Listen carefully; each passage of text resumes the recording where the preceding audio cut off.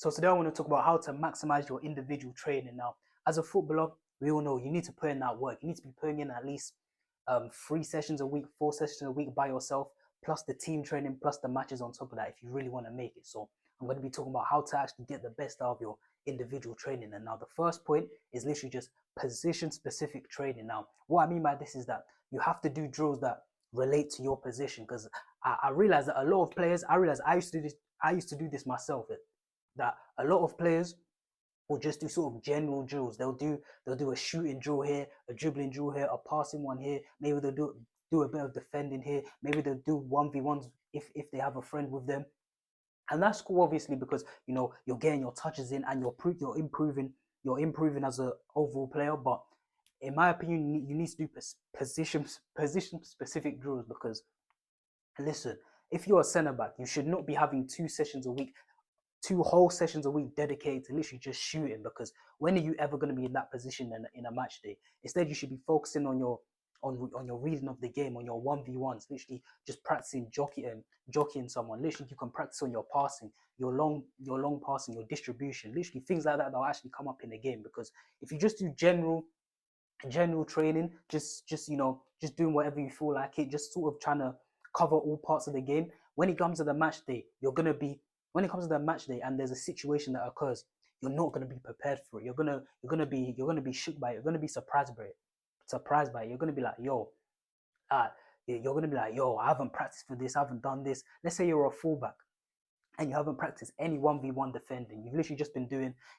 like I said, you've just been doing the general, passing drills, dribbling drills. So when it comes to that 1v1 in a match, when you're up against that fast winger, that literally quick winger who's, he's quick, he's agile, he's got feet as well. Let's say you're coming up against a guy like Jeremy Doku or something, and he's dribbling at you quickly. You're not gonna be prepared. You're not gonna be able to, sort out your feet, get low, show him one way. You're not gonna be prepared for that. It's gonna catch you off guard, and all of a sudden, bang, he's past you. So you literally need to be doing position specific training. So you're literally prepared for all the scenarios that are actually going to happen in the game in your position. Because like I said, if you're a centre back, how rare is it you're going to be shooting from the edge of the box? So there's no point in you having, like I said, for example, two whole training sessions dedicated to shooting, because like I said, you're probably going to get maybe one shot from the edge of the box every 10 games or something. So it's not really worth putting your energy into that. So literally position specific training. So if you're a winger, focus on your 1v1. Focus on, getting a few moves, perfecting those moves, and really just drilling them into yourself. So anytime you're 1v1 with your defender, you know what to do, you know what situation, you know what move to use, so you can get past your defender. Once you get past him, what are you gonna do? You're either gonna cross or you're gonna cut in and shoot. So, or you can go on the outside and shoot as well. So literally practice your crossing, practice your shooting. I would say as well, literally practice dribbling with both feet, because this makes it so hard for the defender to predict what way you're gonna go. If the defender knows that you can shoot well on both feet and you can dribble well on both feet as well as cross with both feet, he's never gonna know which way you're gonna go. Like, how many times have you been in a game where, let's say, there's a left-footed player, and there's a left-footed winger? What's everyone shouting? He only wants to go on his left. He only wants to go on his left. So what happens? The fullback ends up shutting off his left foot, and he can't really do anything with his right foot. So as a winger, you literally need to know, okay, cool, let me get better at using my weak foot for everything, not just shooting, not just passing, dribbling, all three, literally every single one. So you can do a step, so you can hit him with a step over and go both ways. So you can take a touch down the line and cross it in with one foot, or you can cut inside, cross it in with the other foot. Same with shooting. Go on the outside, shoot with your left, go on the inside, shoot with your right, or vice versa, whatever foot you are. So literally, the first point is position specific training. So yeah, I know from me personally, I switched positions. I used to be a center mid, and now I'm a fullback. So I had to sort of switch up my training. Before, it was a lot of, it was, obviously I still do wall passing, but it was a lot of, tight dribbling. It was a lot of, working on my touch, working on checking my shoulders, taking it on my back foot and going. Whereas as a fullback, you're not really in those situations where you have to sort of look around, play off one touch, know when to take it on your back foot, know when to turn left or right. With a fullback, it's more, your 1v1 defending, and your crossing of the ball.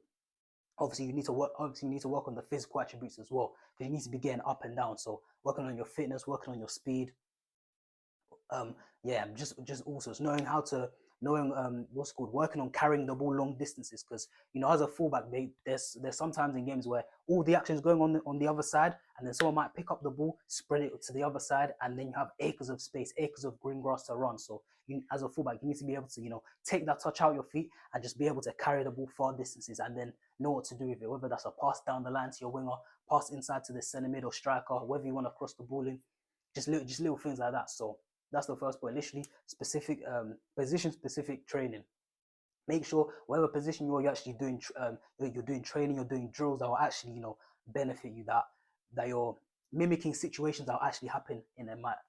And then the next thing I'd say is literally just plan your trainings beforehand. Literally, in my opinion, it just saves you time. There's been so many times where I've gone to the Astro and I don't even know what the hell I'm doing. I'll start warming up, and as I'm warming up, I'm thinking about what I'm gonna do whilst I'm warming up. Now, obviously, you don't want to be doing that. You want to be focused on warming up, getting ready, getting your touches in on the ball. Making sure all your muscles are loose. You're not tight. You don't want to pull a muscle. You don't want to get injured, especially when you're training by yourself.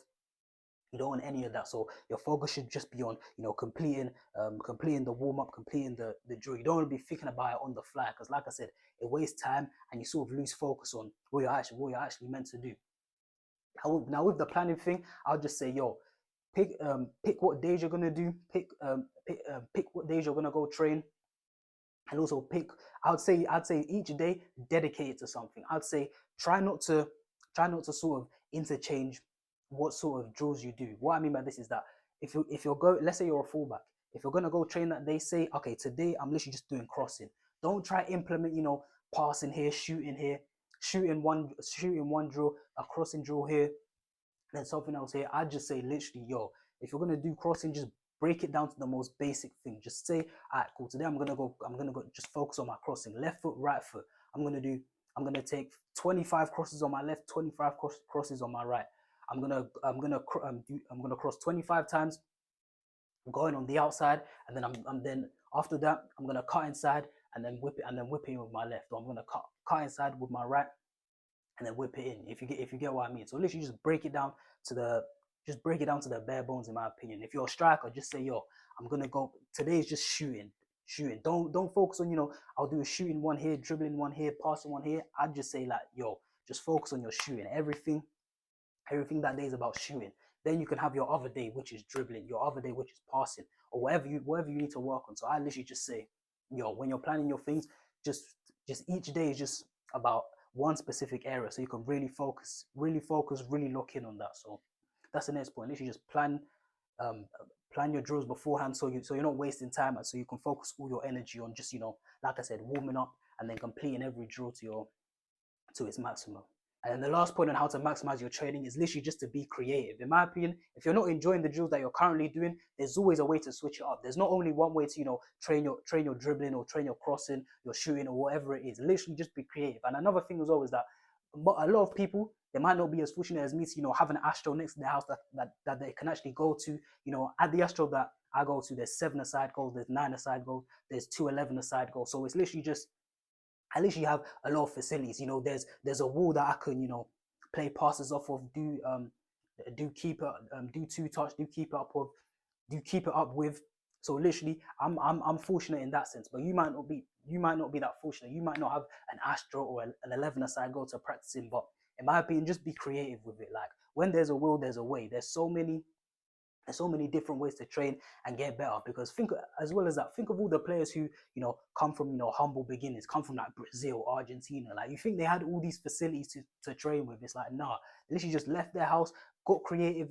At least all they probably had was like an okay football. So literally they just left their house and just started played with their friends, played matches. Obviously they possibly did training sessions as well. They just got outside their house and just played football every single day. Like I always say to young players, it's about volume. They'll probably just outside just playing football, and eventually they got to where they got to. So that once they actually got to train at the high level facilities, they just sort of took that massive leap. But ultimately, you don't really need a lot. You literally, in my opinion, you literally just need a football and cones. If you have a football and cones, you can literally do so much, in my opinion. Obviously, I'd say a wall as well. Football, a cone, and a wall that you can rebound the ball off of. But even if you don't have a wall you can rebound the ball off of, you can still kick the ball up in the air, work on your touch. You can still work on your dribbling. You can still work on your agility. You can still work on certain things. You can still call your friend, and then you two can do passing. So you two can still work on your back foot turns, work on different turns, work on your first touch. You can still do so many things, in my opinion. So literally, just be creative, because like I said, it's not common that people have all the facilities, an 11-a-side goal, a 9-a-side goal. Even a decent pitch, you might only have your local park to go to. So you literally just have to be creative. I know even at my local park I used to go to, there's a wall right there. So I'm like, all right, cool. There's a wall. Let me just get my football, get my cones, and just get to work. Just do certain drills. I used to make two gates at the wall, and literally just pass, and literally just try do a bit of dribbling beforehand, and then just pass, and then just try pass through the gates, left foot, right foot. Just be creative with it. It's literally just no excuses, pretty much. Like, if you want to get it done, just get it done. Like I said, it's about volume. It's just about just getting your touches in, and you're gonna become what's good. You're gonna become a better player, even if it's just, like I said, 30 minutes, 45 minutes, 20 minutes. It's literally just about showing up and just getting into the routine, getting into the habit of just showing up for training, getting into the habit of literally just even when you're tired, even when you don't feel like it, just showing up. Because once you actually show up, trust me, your mind is just gonna flow with things. You're gonna get there, and then you're gonna be like, all right, cool. I'm already here anyway. Let me just start warming up. So you start warming up.